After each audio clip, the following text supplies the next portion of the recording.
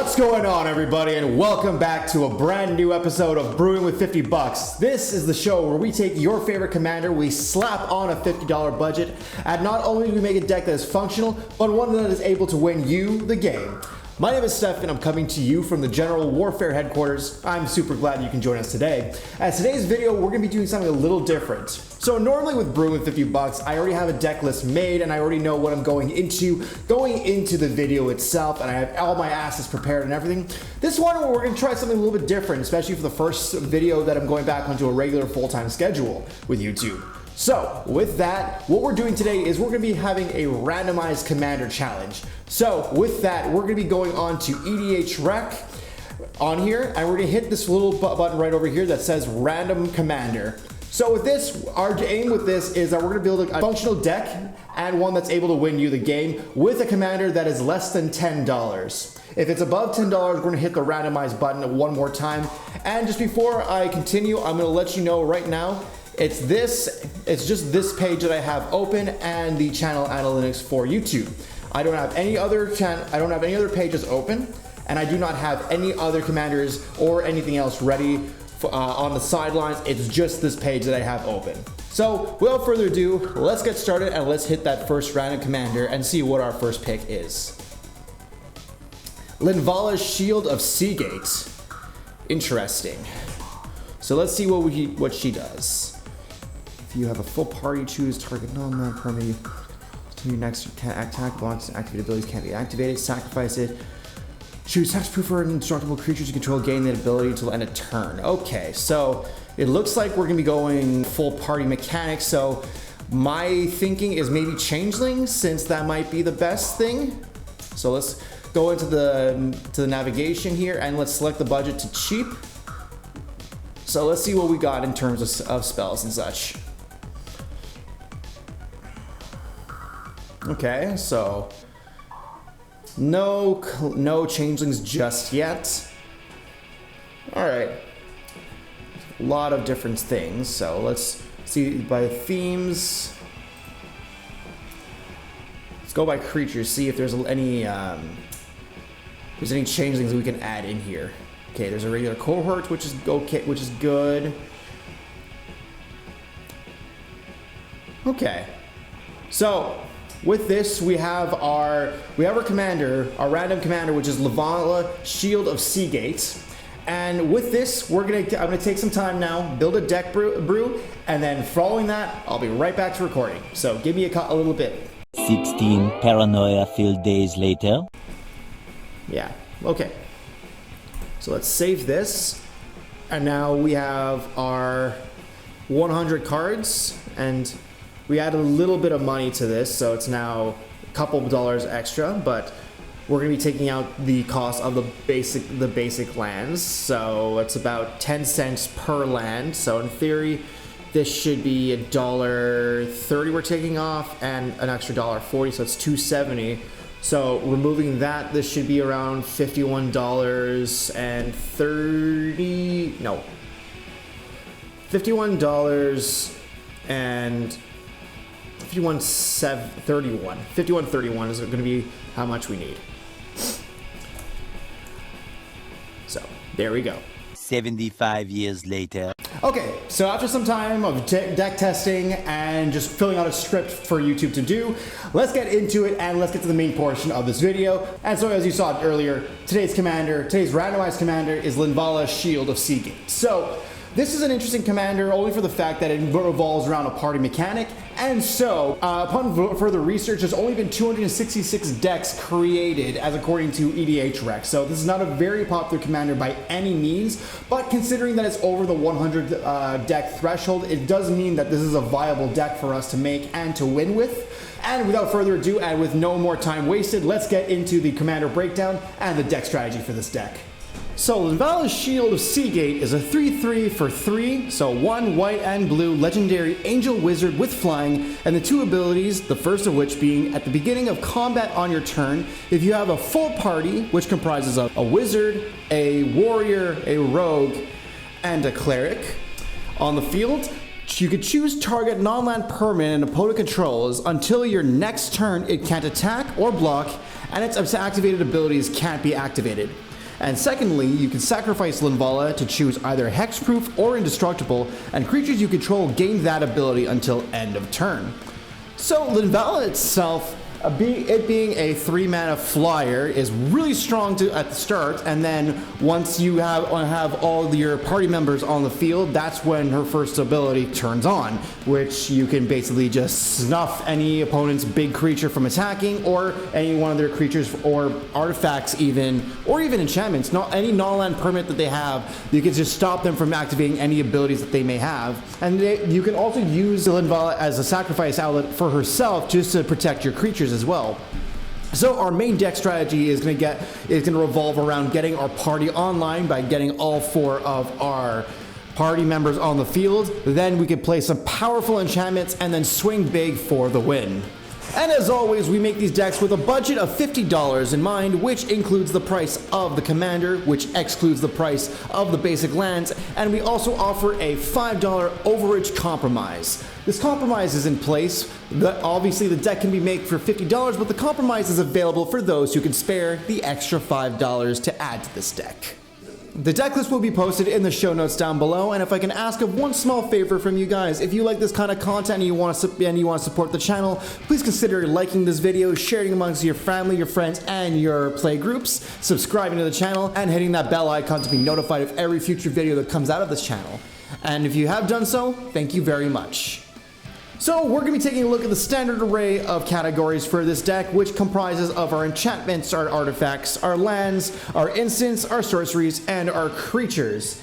And don't fret, if there's one particular category you want to take a look at, there's going to be chapters in the timeline down below, so you can browse through the video itself, and if you want to get a good idea of what kind of creatures and or other cards that were added to this deck, you can just browse through there. But with that in mind, we're going to start off with the most cumbersome of categories that we have, as we always do on this channel, which in this case is going to be our creature base. So we're running about 23 creatures in this deck, and considering this deck, the main function of our commander is to get our 4 party members online, we want to have a higher creature count than we do any real other category on this list. So we're going to start off with a Mead Boy Changeling. So with this, we have a Shapeshifter for 2 mana and with the ability Changeling. So what Changeling is, this card is every creature type at all times. So this means you have basically all 4 of your party members in one, but the Changeling itself only can count for 1 of those. You have 2 activated abilities that are tap abilities, so you can have target creature gain all creature types until end of turn, or have target creature lose all creature types until end of turn. So that way you can even turn one of your other creatures online and make them one of your party members, and then you can start activating Linvala's first ability right off the bat. Avenging Hunt Bodner is next, and with this we want to have a little bit of aggro fun in this. This is a 3/3 for 5 mana with double strike, but when it attacks you could put a double strike counter on another target attacking creature. So having this on board with Linvala and having Linvala have a double strike counter put on top of them as well is going to be really good, especially if you want to get in for some of that sweet commander damage. But apart from that, this is one of our party members that we want to have online as well, and having that double strike counter distributed amongst the rest of our party group is going to be so sweet.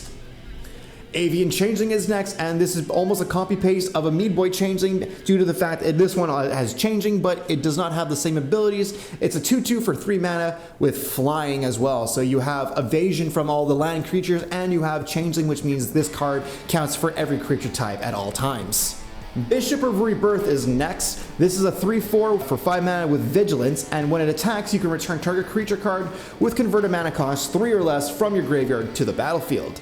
So, a Mead Boy Changeling, Avian Changeling, and we have a bunch of other creatures in here that can just come onto the field and come back to the field if they're put into your graveyard. This is a great card, and it also activates our party because this is also one of our party members as well. Dawnbringer Cleric is next, another 2 mana creature, but this one gives you the ability to choose from one of 3 options. So you can Cure Wounds, which means you can gain 2 life. You can Dispel Magic, which destroys a target enchantment, or you can Gentle Repose, which means you can exile a target card from a graveyard. Why I like this card so much in this deck, not only because it's a cleric, but also for the fact that you have multiple ways to use this if you ever want to do so. So you can gain some extra life on top of it. You can destroy a pesky enchantment your opponent is abusing, or one of your pesky enchantments that your opponents are going to try to win off of, or basically if they're targeting a secret card, or if there's an extreme threat on the field that can't be exiled from a graveyard from any other means, you could just get rid of it with the Dawnbringer Cleric and just exile the card from a graveyard and make the graveyard deck so sad. Donal, Herald of Wings is next. This is our first legendary creature in the deck. Itself a 3/3 for 2 blue legendary human wizard. But with this, whenever you cast a non-legendary creature spell with flying, you may copy it. Except the copy is a 1/1 spirit in addition to its other types. You can only do this once each turn. So having this along with one of your changelings is going to be amazing, because you're already going to have the changeling effect, where you're going to have 2 creatures with changeling, which means they count for 2 party members, which makes Linvala almost activate almost immediately. And having Donal being another wizard is amazing value, and the fact that you can get a copy of another creature. So even if you have a Dawnbringer Cleric come on the field, you're getting a copy of it. Due to the fact it's still a spirit, you're still getting that enter the battlefield ability. Frontline Medic is next, a 3/3 for 3 mana. When this and at least 2 other creatures attack, creatures you control gain indestructible till end of turn, which is already a really good ability. But the secondary ability is also kind of spicy. Sacrifice the Frontline Medic to counter target spell with X in its mana cost unless the controller pays 3. So you can basically hold your big X spell player at bay with the Frontline Medic, but as long as you're attacking with it and 2 other creatures, each one of your creatures are gaining indestructible. And for the fact that Linvala, even if you want to protect the Frontline Medic, you can sacrifice Linvala herself and give indestructibility to Frontline Medic, or even hexproof, so you're basically protecting the Frontline Medic. This is just a very clutch card to have in general, especially if you're going in for attacks or just to hold somebody at bay. It's just really good. God Eternal Oketra is next, and this is the most expensive card in our deck, and at least we're getting it out of the way first and foremost. A 3/6 for 5 mana legendary zombie god with double strike. Whenever you cast a creature spell, create a 4/4 black zombie warrior creature token with vigilance. So already the warrior will count as part of our party. And then when God Eternal Oketra dies or is put into exile from the battlefield, you can put it into its owner's library 3rd from the top. So God Eternal Oketra will just go back into your library whenever it's dealt with. And the fact that whenever you're catching a creature spell, you're getting a 4/4 zombie warrior, which is arguably really good. I don't say arguably, it is really good, because you're getting almost to double the value on top of it. Playing like something like Dawnbringer Cleric or Donal, or even having Donal and God Eternal Oketra is probably going to be such a sweet deal, because not only will you get a clone from Donal if you decide to choose to copy it, but you're also getting a 4/4 zombie warrior on top of it with God Eternal Oketra.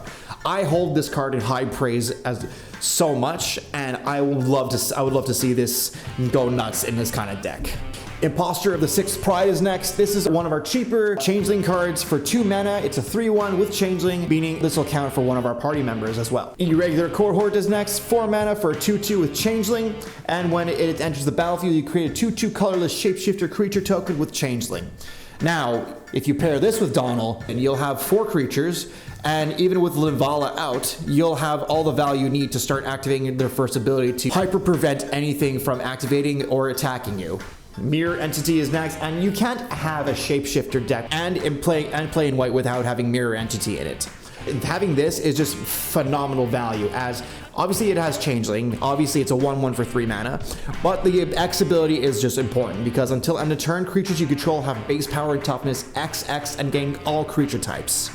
This is important for many reasons. For one, you can raise the base power of all your creatures. If Linvala is just a 3/3, you can have Mirror Entity just boost and pay 5 or 6 into it and make Linvala a 6/6. And you can basically give all your creatures all the creature types. So when you go to combat, Linvala will trigger and then strike when the kettle is hot, and potentially win the game this way if you have a big enough army.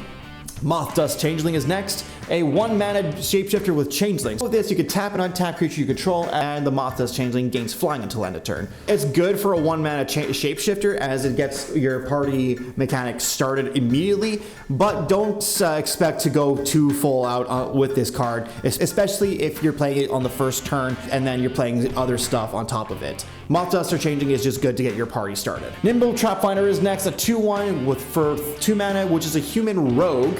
This can't be blocked if you had another cleric, rogue, warrior, or wizard enter the battlefield under your control this turn. And at the beginning of your combat on your turn, if you have a full party, creatures you control gain whenever this creature deals combat damage to a player, draw a card until end of turn. So, not only does Lidvala have the full party mechanic ability trigger, but if you have your full party online, Nimble Trapfinder will have that secondary ability happen where each one of your creatures deal combat damage, and basically each one of them will let you draw an extra card on top of it. So at the very least, you'll be drawing 4 or 5 cards off the Nimble Trapfinder, and for the fact that it's just such a good ability if you have all 4 of them on the field. It's rare you're gonna get that, especially if you're playing very fast decks and with people with a lot of responses. It may be hard to get off, but if you're able to get that sweet ability off, you're gonna be loving life, and you're gonna be laughing at people's faces. Redeem God of the Worthy is next. This is actually one of our many Kaldheim cards that I've decided to add in this deck. So with this, it might be innocuous for the first ability, a 2-3 for 3 mana, but it's flying and vigilance. Snowlands your opponent controls enter the battlefield tapped. In budget, there's no real way you're really gonna have a lot of Snowlands on the field. The secondary ability on that is actually a lot better, where non-creature spells your opponent casts with converted mana cost 4 or greater costs 2 more to cast. So a lot of their major win cons will cast 2 more. But not only that, this is a modal dual face card, which means that it flips over to Valkmira Protector's Shield. So you can play this for the other side, which is a legendary artifact for 4 mana. And if a certain opponent controls would deal damage to you or a permanent you control, you can prevent 1 of that damage. And when you or another permanent you control become the target of a spell or an ability an opponent controls, just counter that spell or ability unless that controller pays 1. So it effectively has Ward 1. The shield will give Ward 1 on top of everything else to your creatures. And the preventing 1 damage is okay. But I would think the Redain part, for this case, having non-creature spells your opponent cast with mana value 4 or greater, it costs 2 more. That's probably a lot better value, as there is a bit of stacks element to it, and especially taxing your opponents to make them pay more for something that they don't need to is a lot better in the long run, I would say. Especially having that stacks ability on the field on top of it, even though it doesn't trigger our party mechanic with Lidvala and the Nimble Trapfinder and such, this is just a great card to slow down our opponents, ultimately speaking. Sigurd Godfavor is next. This is clearly another one. We got back-to-back Kaldheim cards. A 2-2 for 3 mana, legendary human warrior with flash, first strike, and protection from god creatures. The flavor on this card is just absolutely amazing. Anyways, when Sigurd enters the battlefield, exile up to 1 target attacking or blocking creature until Sigurd leaves the battlefield. Now, arguably, that's where the flash mechanic comes into play, as if you're getting attacked if you're getting a solo attack for pretty much lethal, you can just flash in Sigurd and then just exile the creature outright. And then, ultimately speaking, this one actually does contribute to our party mechanic. And the fact it has first strike is just really good. The protection from god creatures is just flavor on top of it, because you're not going to really be seeing too many god cards in budget unless they're hyper focusing on one specific god. But apart from that, this is just really good to have a first strike 2/2 with a flash on top of it and the ability to exile an opponent's creature. Strict Proctor is next, a 1/3 for 2 mana with flying. This is a spirit cleric, and whenever a permanent enters the battlefield causing a triggered ability to trigger, counter that ability unless his controller pays 2.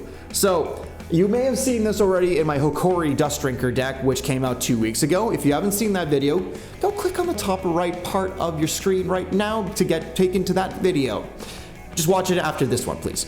Anyways, but Strict Proctor, this turns off a lot of enter the battlefield decks, as when people are trying to value off and combo off, they're not trying to pay so much mana, and with the Strict Proctor on the field, they're going to be taxed for every one of those enter the battlefield abilities. So given cards like Grenzo decks would absolutely hate this card. Chulane decks would hate this card, and I'm trying to think of other decks. Yarlock decks would definitely hate this card, but that's just the fun of adding it in these kind of decks. That's the reason why I add some flavorful and fun little stacks cards into some of these decks, because everything can be synergistic, but just having that face of just taxing your opponents is just the best feeling in the world. That's just for me, personally speaking. Sun Titan is next, a 6/6 for 6 mana, and it's clearly a giant, doesn't activate our party mechanic, but this is just an all-around staple card in any white deck, where when it enters the battlefield or attacks, you can return target permanent card with mana value 3 or less from the graveyard to your battlefield. And with that, obviously speaking, you're going to be returning some of the more important cards that you have or that already went to the graveyard. If you're just lacking a party member, that's when Sun Titan comes and can clutch, getting in the last remaining party member that you need and bringing back one of the more important cards you need at that specific moment in time. Teshar Ancestor's Apostle is next. Another legendary card, 2/2 for 4 mana, Bird Cleric with flying, and whenever you cast a historic spell, you return target creature card with mana value 3 or less from your graveyard to the battlefield. So if you already see a theme that's going on with Teshar, Sun Titan, and Bishop of Rebirth, then you're already on the money here. Obviously speaking, our opponents will not want that Linvala ability to trigger, and considering the fact that we can even put Linvala in the graveyard and have Teshar bring Linvala back for no cost at all, it's just phenomenal. Speaking, even with Sun Titan, you can do the same thing, but it's only on an enter the battlefield or an attack. Teshar, I think, has better value in this case, because you can just play an artifact, or you can play a legendary spell, and you just get back Linvala or any other creature card with mana value 3 or less. And as I mentioned before, Mid being a cleric will activate our party mechanic, and also you can bring back one of your fallen party members to activate Linvala or the Nimble Trap Finder's abilities. Thieving Skydiver is next, a 2/1 for 2 mana with Kicker X that has flying. It's a Merfolk rogue, and when the Skydiver enters the battlefield, if it was kicked, you can gain control of target artifact or with converted mana cost X or less. If that artifact is equipment, and you can attach it to the Skydiver. So you may have seen this card already on game nights a couple of times, and it's phenomenally better than you expect, as basically Thieving Skydiver is just perfect for stealing soul rings, for stealing mana crypts, for stealing anything of the sort. It is just perfect to get artifacts away from your opponents, and especially valuable artifacts in that case. So imagine Thieving Skydiver taking away some mana rocks that your opponents desperately need, or that specific equipment that your opponent desperately needs. Skydiver will just take it away, and considering it's also a rogue, this will play full in effect with our party mechanic.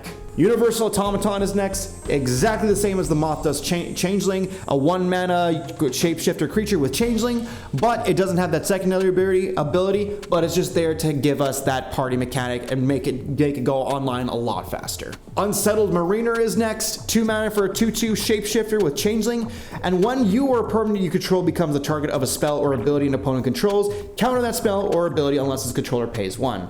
So as you can tell, we want to protect our board as much as we possibly can, and for the fact that Unsettling Mariner will allow us to do so at an extra cost of 1, effectively giving ourselves and our permanents ward 1, it's going to be so much better, and it will stack on top of the shield, the protector shield, I believe, as well. So basically having those two stack will just be so much value. Having some extra ward on top, and considering it's also a shapeshifter, this will bring our party mechanic online a lot faster. Valiant Changeling is next, a 3/3 for 7 mana. This might seem like a very steep card, but as I read it, it'll probably make a lot more sense to you why I'm adding this. The spell costs 1 less to cast for each creature type among creatures you control. The effects can't reduce the amount of mana this spell costs by more than 5, which with Changeling and with Double Strike. Basically saying you can effectively play this card for 2 mana if you really have all the creature types on the field. So with this, basically if you play one of your Changelings, if I'm not mistaken, 1 or 2 of your Changelings should turn Valiant Changeling online. and you'll be able to cost reduce it by pretty much the entire amount. Just pay 2 white mana and get it on the field. It also has double strike, and that's already makes it so worth it in this deck. Having a changeling with double strike, and especially having a lot of your cards interact with changeling and interact with our boards, it's going to be so valuable. And lastly, we're running Wonder. Now, you might be asking yourself, Stefan, you beautiful bastard, why are you running Wonder in this deck? Now, let me explain to you why. Because as long as Wonder is in your graveyard and you control an island, creatures you control have flying. Now, this might not mean much to you, but consider the fact that flying is very good evasion from our opponents, especially on their land creatures. Unless they have flying creatures of themselves or any creatures with reach, they're not going to be able to touch us. So having Wonder in our graveyard is going to be so much more valuable than you think, considering a lot of our creatures don't really have that ability to fly over other creatures and just kill our opponents outright. So having Wonder and another card we're going to be getting into a little bit later in this video is going to be the linchpins and us getting the victory. The next category we're going to be getting into today is our instants. So we're running about 18 instants in this deck. As you can tell, we want a lot of fast interaction in these decks, especially a lot of the time I like to make a lot of fast interactions, not to make an overhyped description of it, but basically we want a lot of fast interaction with a lot of our opponents, especially we want to be at least 1 or 2 steps ahead of them when we're planning our stuff out, and having a lot more instants than they do is always the best way to do so. So let's start off with Excercize. With Excercize, it allows you to return all attacking creatures to their owner's hand. So basically you can nullify any full out swing going your way, or you can even save one of your opponents and they can owe you a favor afterwards. So, Excercize, I would feel, is a very valuable card for you to stave off a turn of dying to you possibly winning the game. Angelic Ascension is next, and this is kind of a weird card in theory, but it's actually practical. As for 2 mana, you can exile target creature or planeswalker. Yes, this is planeswalkers too, but its controller will create a 4/4 white angel creature token with flying. So, adversely, you're giving them a bigger creature, but you're exiling a creature or a planeswalker that they control. So I'd say this is kind of a double-edged sword, as is kind of in the same vein as like Rapid Hybridization or Resculpt and cards like that, to basically give your opponents another creature in place of killing one of their creatures or something along the lines of that. In this case, you're getting rid of a creature or a planeswalker, and planeswalkers are notoriously hard to get rid of on their own, as if you're not playing the right colors or if you're not playing the right cards in your decks. So having this on board as well, especially in a Super Friends deck, this is going to be clutch. Azorius Charm is next. 2 mana, you get to choose one. Either your creature's control gain lifelink until end of turn, giving you some extra life back. You can draw a card, or you can just put a target attacking or blocking creature on top of its owner's library. Ultimately speaking, get some life back, draw a card, or you basically nullify an attack, or you can save one of your creatures if they're about to die. Behold the Multiverse is next. 4 mana to scry 2 and then draw 2 cards. It might be a little steep, but for the fact that you could foretell this card for 2 mana, you pay 2 mana during your turn to exile this card from your hand face down, and then you can cast it on a later turn for its foretell cost. And then you could just stride 2 and then draw 2 cards from there. So it's basically like paying 2 and then waiting for the right time to pay the other 2 later. Everyone's favorite word in the world nowadays, cancel, is next. So 3 mana to counter target spell. So you basically cancel somebody or cancel something out. Concerted Defense is next, a 1 mana counter spell that counters target non-creature spell unless its controller pays 1, plus an additional 1 for each creature in your party. So, effectively speaking, you can have them pay up to 4 mana to counter a non-creature spell. If they don't have the mana for it, it's gone. If they do, well, sucks. But you waste some of their resources on top of it as well. Crypt Swap is next, and if you're going Shapeshifter Tribal, you can't leave this card out as well. 3 mana for a tribal instant for Shapeshifters, where you exile target creature, and then its controller creates a 1/1 colorless Shapeshifter creature token with Changeling. Crush Contraband is next. 4 mana to choose one or both. You get to exile target artifact or target enchantment, or you can even do both. So exiling both an artifact and an enchantment is always key, especially in any game you want, as you can always set back your opponents or completely screw them out of having an entire board presence. I love this card, and I'm so glad it's still under budget. Fact or Fiction is next. If you're not running this in one of your blue decks, what are you doing? As this is an obvious staple card to add in any blue deck. For 4 mana, you reveal the top 5 cards of your library, and opponent separates those cards into 2 piles. Put 1 pile into your hand and the other into your graveyard. So you get to choose what pile your opponent gives you, and you just basically weigh the options out. Generous Gift is next, and if you know this card, and if you've seen this channel already, repeat after me. 3 mana for an instant, destroy target permanent, its controller creates a 3/3 green elephant creature token. Lofty Denial is next, 2 mana for a counter spell that counters target spell unless its controller pays 1, but if you control a creature with flying, counter that spell unless its controller pays 4 instead. Easily enough, if you have Linvala on the field or if you have Wonder in your graveyard where all your creatures are going to have flying, basically just Lofty Denial and counter something for 4 mana. Counter something unless they pay 4 mana, which 4 mana, ultimately speaking, to be set back on is really harsh. Negate is next, easily a staple card in any blue deck. 2 mana to counter target non-creature spell. Ojutai's Command is next. It's 4 mana for an instant to choose 2. You have to either get to return target creature card with mana value 2 or less from your graveyard to the battlefield, gain 4 life, counter target creature spell, or you draw a card. So this pretty much does almost everything we want it to. You can either let us draw cards, counter spells, gain us some life, or return some creatures that we need back on the battlefield. Like, we could basically get back our universal automatons, we can get back our Amiiboid changelings, we can get back anything that costs with mana value 2 or less, it could get back. And I like this card enough that I decided to put it in the deck, obviously speaking. Resculpt is next. I did allude to this card a little bit before, but basically for 2 mana, you can exile target artifact or creature. Its controller creates a 4/4 blue and red elemental creature token. So, as I mentioned before, without going into too much detail as I did before, basically getting rid of your opponent's necessary artifacts or creatures is crucial, even if it's at a small expense, like giving them a 4/4 elemental creature. Saw Coming is next. 3 mana for a counter spell, but you can also foretell it for 2 mana and then foretell it at a later time for 2 extra mana. Spoils of Adventure is next, and this is obviously the flavor instant in this deck. For 6 mana, and obviously it's a little steep, but this spell does get reduced by 1 for each creature in your party for up to 4, which means you can just pay a white and a blue for it, but you can gain 3 life and draw 3 extra cards. So it's like a small Sphinx's Revelation, but only for your party members. Wizard's Retort is next. If you control a wizard, this spell costs 1 less, aka if you control Linvala, or if you control Donal or any one of our other wizards that we have in this deck, 1 less, so 2 mana to counter target spell.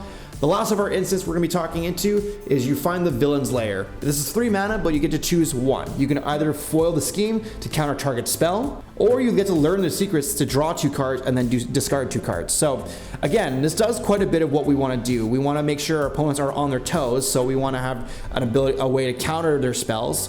But if we're in need of extra value and extra knowledge, we can just use the Learn the Secrets and draw some extra cards at the cost of discarding some cards. And this is actually a perfect way for us to pitch Wonder too. The next category we're going to be getting into is our artifacts. So we're basically going under 2 digits on this one. We only have 9 artifacts in our deck, but for the most part, this is either going to be ramp or this is going to be some artifacts that are going to very much help our deck go off as quickly as we possibly can. Starting off with Arcane Signet, 2 mana to add 1 mana of any color in our commander's color identity. Simple enough. And we also have Commander Sphere, which is 1 extra to do the exact same thing, but also with the extra additional way to sacrifice it and draw an extra card on top of it.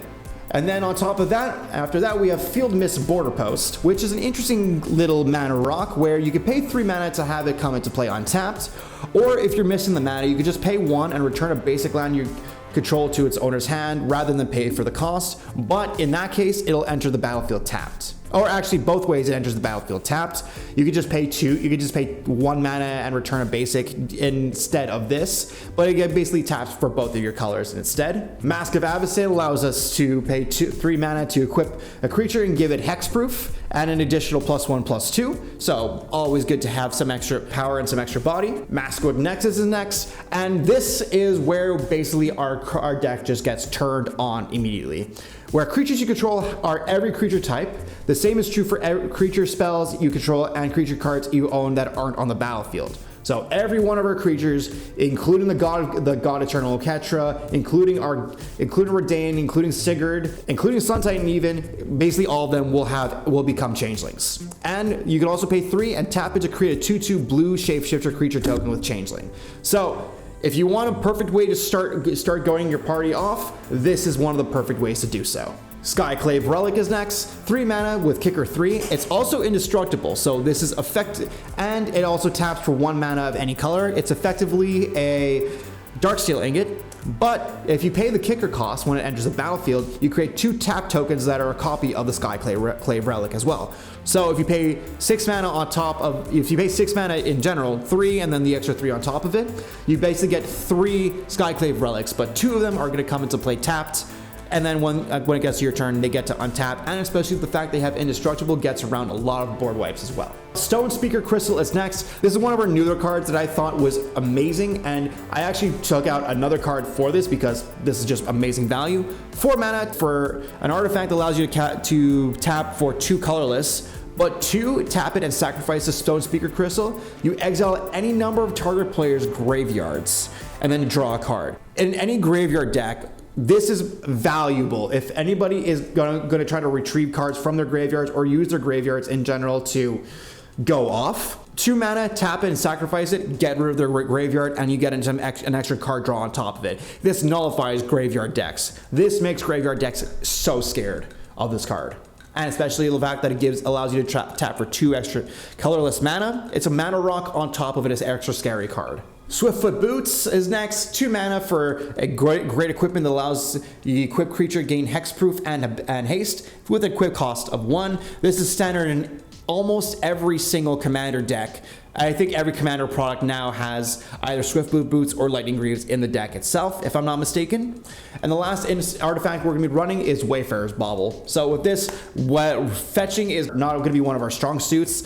And so to get our necessary colors, Wayfarer's Bauble is going to be one of the best ways to do it. For 1 mana, it's an artifact that for 2, tap it and sacrifice it. Search your library for a basic land card, put that card onto the battlefield tapped, and then shuffle your library. So we're coming down to our last 3 categories, and our last 2 categories actually have the exact same amount of cards in them. So we'll begin in alphabetical order with our enchantments. So both our enchantments and our other category will have 7 cards in them. Our enchantments are mainly used to boost up the power and toughness of our creatures, but with some extra spice on top of it. So starting off, we have Commander's Insignia, where for 4 mana, creatures you control get +1/+1 for each time you've casted your commander from the command zone this game. So Linvala itself, especially the fact that you could keep sacrificing them and put them back in the command zone, this will get bigger every single time, and your creatures will get powered up every single time too. So having the ability to actually sacrifice your commander and then play him to boost the Commander's Insignia is always great value, but on the very minimum, you're going to be getting a +1 on top of it, which is never terrible. An extra boost is not terrible. Levitation is next, and I'm going to make the exact same argument where I did Wonder, where if you're playing this card, although this is a little bit easier to target rather than Wonder, if you're playing Levitation, you're going to have all your creatures gain flying and evasion from your opponent's creatures, and for the sole fact that some of our creatures have first strike and even double strike, that's going to be such a game ender for our opponents if they can't deal with it. Marshal's Anthem is next. 4 mana for enchantment with multi-kicker. Creatures you control get +1/+1, and for each, you return up to X target creature cards from your graveyard from the battlefield, where X is the number of times Martial Anthem was kicked. So if you're kicking it multiple times, you can return multiple creatures, and there's no mana value cap. So basically, return any creature you have from the graveyard with Marshal's Anthem, and you're going to be living in riches. Military Intelligence is next. When you attack with 2 or more creatures, you get to draw a card. Arguably speaking, this is the better version of other cards that I could have added in here, but for the sole fact that we're probably going to be attacking with multiple creatures a turn, especially with some that have flying on top of them, this is going to be perfect. And it says attack. It's not deal combat damage. It doesn't say anything post attacks, so you have to just declare the attacks to draw that extra card with Military Intelligence. Spirit Bonds is next. This is a very interesting enchantment I decided to add in this deck, where when a non-token creature enters the battlefield under your control, you can pay 1 white, and if you do, you create a 1/1 white spirit creature token with flying on the battlefield, and then for 1 and a white, and sacrifice a spirit, target non-spirit creature gains indestructible until end of turn. So this may not work with all your changelings as they become spirits in addition to every other card type. And if you have Masquerade Nexus on the field, this kind of gets nullified entirely. So be cautious when you're playing Spirit Bonds, but if for the sole fact that you can give one of your creatures indestructible, it's just absolute value. And you can just sacrifice one of your spirits. You can even sacrifice one of your changelings to give one of your creatures indestructible until end of turn. And great value and great way to protect your board, I would say. Staggering Insight is next. This is the only aura we're running in this deck, but for the fact that this gives you your creature, the enchanted creature, +1/+1, lifelink, and when it deals combat damage, you draw an extra card. So this will stack on top of the Nimble Trap Finder. This will stack with the Military Intelligence, and it gives extra lifelink on top of one of our creatures. This, which for 2 mana too, it's actually really pretty good, and for the fact that you're gonna be getting some extra knowledge with your card draws, pretty strong, I would say. The last of which is probably one of our win cons in this deck, True Conviction. It's a little steep at 3 white mana and 3 generic, but creatures you control have double strike and lifelink. I would say this is a true game winner. This is a true win con in this deck, as considering the fact giving all our creatures double strike is not going to be hardy enough. Giving them lifelink to get some life back for us is just going to be absolutely so overpowered for our opponents, because they're going to have to try to trifle with us, and they're going to have to try to get back at us with whatever ways of dealing damage or whatever they can, or if they're doing so. And for the fact that our creatures have double strike, we're just going to be getting a crap ton of life on top of whatever damage we're dealing to our opponents.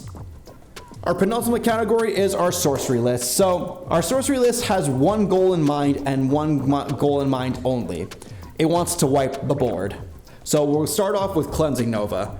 So for 5 mana, you get to choose either destroy all creatures or destroy all artifacts and enchantments. Now, keep in mind, you can also hold priority with Cleansing Nova or any one of these board wipes, and sacrifice Linvala to choose Indestructible to give your creatures Indestructible until end of turn. So you can hold that priority before all creatures are destroyed. And then when you give your creatures Indestructible, you can just board wipe your opponent's creatures off the face of the planet and then swing in and potentially kill somebody with them. Dusk and Dawn is next. Dusk is the first card you'd be playing, where you destroy all creatures with power 3 or greater. And then you can cast Dawn for the Aftermath cost to return all creature cards with power 2 or less from your graveyard to the battle to your hand. So Dusk is a perfect way to just reset everybody's boards in general. If you don't like the position you're in, I would say this is very worth it. And for the fact you can cast it later for its Aftermath cost to get back some of your smaller creatures to enable that party mechanic for Linvala, right on the money. And Hostilities is next. Again, 5 mana, but you destroy all creatures and all permanents attached to creatures. You're resetting the board, and you're resetting all the enchantments and just blowing up anything attached to any creature. Ondu Inversion is next. It's steep at 8 mana, but it destroys all non-land permanents. And for the sole fact, if you want a full board reset, this is the perfect way to do it. And it's also a double face card, where this flips over to Ondu Sky Ruins, which is a land that comes into play tapped, and you can tap it for a white mana. Phyrexian Rebirth is next. 6 mana to destroy all creatures, and then create an XX colorless horror artifact creature token, where X is the number of creatures destroyed this way. Rout is next. This is our instant speed removal, instant speed board wipe if we want it, as you can cast Rout as though it had flash for 2 extra mana to destroy all creatures, and they can't be regenerated. And lastly, Time Wipe. So with Time Wipe, you can actually return a creature you control to its owner's hand, and then destroy all creatures. So if you have one important piece of synergy that you want on the field, you can just return it to your hand and then destroy all creatures on the field. The last category we're getting into today is our land base. So we're running about 35 lands. As always, this is the fuel that runs our engine. This is what we need to get our deck going. And so we're going to start off with Ash Barrens, which is basically allows us to tap for a colorless or basic land cycle to get the color that we need the most in that time. Command Tower is next, allowing us to add 1 mana of any color in our commander's color identity. Field of Ruin is next, to add a colorless or 2 and tap it to sacrifice it to destroy target non-basic land an opponent controls, and each player searches their library for basic land cards and puts it onto the battlefield. So you get rid of an important or a key non-basic land, and then you just let everybody search for a basic. I would say this is a pretty fun group hug, I would say. Myriad Landscape is next, and if you've seen this channel before, you already know how in depth I go into this, so say it along with me. Myriad Landscape enters the battlefield tapped. tap it for a colorless, and then 2, tap it and sacrifice Mirrored Landscape. Search your library for up to 2 basic land cards that share a land type, put them onto the battlefield tapped, and then shuffle your library. Prairie Stream is next, allowing it to enter the battlefield tapped unless you control 2 or more basic lands. Rogue's Passage is next, allowing us to tap for a colorless or for 4 and tap it to have target creature can't be blocked this turn, so you can get in for that sweet either commander damage or that game-threatening win damage. Skycloud Expanse is another land that you can just pay 1 to tap it and add both of our commander's colors. And then lastly, Temple of Enlightenment bounces the battlefield tapped, and when it does, it's the only tap land we have in this deck, but when it enters the battlefield, you scry 1, and then you add either a white or a blue. And we're finally running 13 islands and 14 plains. And that's how you build an Angel Wizard who's all about that party life. With our deck budget of $50, which includes the price of the commander and excludes the price of the basic lands, we come up to a deck total today of $51.71. That puts us a little bit over the $50 threshold, but because of that $5 overage compromise, it still means it's within our budget. Now with this, as I showed you before, this is just a good template on how to build this kind of deck, especially in a randomized method, and it's kind of cool to see this feature on EDH Rec. If you have no idea what to build, you can just hit a randomized commander and you can actually just build one from scratch, as I just did within about an hour. And with that, we're going to take a look at our pros and cons of the deck, as well as our out-of-budget suggestions for this deck. Alrighty, so let's get into some of the pros and cons of this deck. We'll start off with our pros of this deck. So the first pro is that there's fun party themed synergies in this deck. As you can tell, we have quite a few synergies with Linvala, we have stuff with Nimble Trapfinder, we have even stuff with Spoils of Adventure too, where it gets cost reducted for each one of our party members. But with that, there's a lot of fun synergies, and for the fact we have multiple ways of getting a lot of our creatures on the field, and considering the fact they're all relatively cheap in mana value and in price, it's not going to be a problem for us to get our party started. It's also not a hyper aggressive deck. It might look so considering the fact that we're running 23 creatures, but mostly for the fact that we're just trying to get our party online to start using Linvala or using Nimble Trapfinder. It's not super competitive, so you might not have people look your way all the time, and unless you're getting super threatening, but for the most part you're just trying to get a party going. All pun intended clearly here. And also, this deck also has answers for most of what your opponents will throw at you. So whether it be board wipes, whether it be graveyard removal, anything like that, we have counter spells, we have board wipes, we have ways to draw cards, we have ways to exile stuff. We have a number of ways to deal with what our opponents are doing. So whatever they throw at us, we already have it covered. Now let's get to some of the cons here. I'll start off with the most arguable one. It's very hard to reliably win in this deck. We're basically relying on having a giant board presence and possibly throwing down either like a giant Commander's Insignia or True Conviction or something around the lines of that. But considering the fact that a lot of players will already know what's going on and will already have in their mind what they need to do, it's really hard to reliably win with this deck, and it's not the best when it comes to commander damage, as Linvala only does 3 damage at one certain time unless boosted in some way. The party mechanic is also not a traditionally great theme to play, as I'll be honest with you, making this deck itself was a little time consuming, as it was hard to really narrow down all the best cards and all the cheaper costed stuff that you could throw in here, and for the fact that there's not a lot of huge great synergies with party within these colors, and considering this is just a random commander, ultimately speaking this is just a template of what kind of deck you could build. And lastly, also kind of arguably pertinent, is that Linvala will be extremely pricey mana-wise. Not price-wise, because it's like 25 cents, but for the fact that if you keep sacrificing Linvala and it coming to the generals and to the command zone, if you have Commander's Insignia, you're relying on the fact that you're going to be constantly casting Linvala, and considering it already starts at 3 mana and keeps escalating at 2 mana each time it goes back to the command zone, it can get very pricey for Linvala to keep coming back on the field, and with no reliable way or complete reliable ways of protecting the Commander's Insignia at every single point in time, it's going to be kind of a far gone plan to constantly rely on Commander's Insignia to win you the game. And now we get into our out of budget suggestions. So as you saw just before, we were able to build this deck with a $50 budget in mind. But with these suggestions, if you want to go a little bit outside of the budget and you want to add some really cool cards in here, I have about 4 of them I can reliably give you right off the top of my head. So starting off with Sword of Hearth and Home. So with this, it gives you protection of really two really important colors, green and white, getting a +2/+2 boost, and whenever it deals combat damage to a player, you can exile up to 1 target creature you own, and then search your library for basic planes. It was either this or Sword of the Animus, and I thought this had more flavor to it, as for 3 mana and equips for 2, over the Sword of Animus, where it plays 2 and equips 2.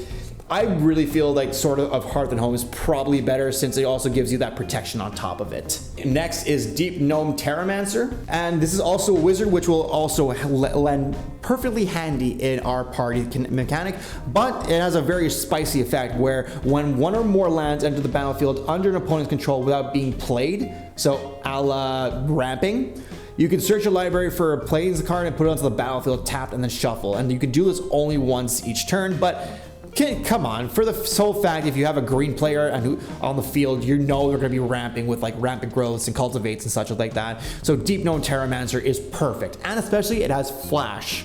So anyone trying to ramp, so somebody plays a cultivate, you throw Deep Gnome Terramancer, they get a land on the field, you go search for that plains, and then you are practically on the same footing as they are when they play the cultivate. Next is Saphara Skyblade. This looks very intimidating in terms of mana value, but I assure you, you can only pay 1 white and tap 4 untapped creatures you control with flying rather than pay the cost. But for 7 mana, it's a flying and lifelink, and other creatures you control with flying have indestructible. So keep that in mind too. When you have Wonder in the graveyard or Levitation on the field, you could just pay 1 white and tap 4 of your creatures to have Saphara come into play, and then you could just basically make sure your entire board is just perfectly solid. It's arguably cheaper Avacyn at Angel of Hope, but this is also really strong and really synergistic with what our plans are pretty much trying to go forward with.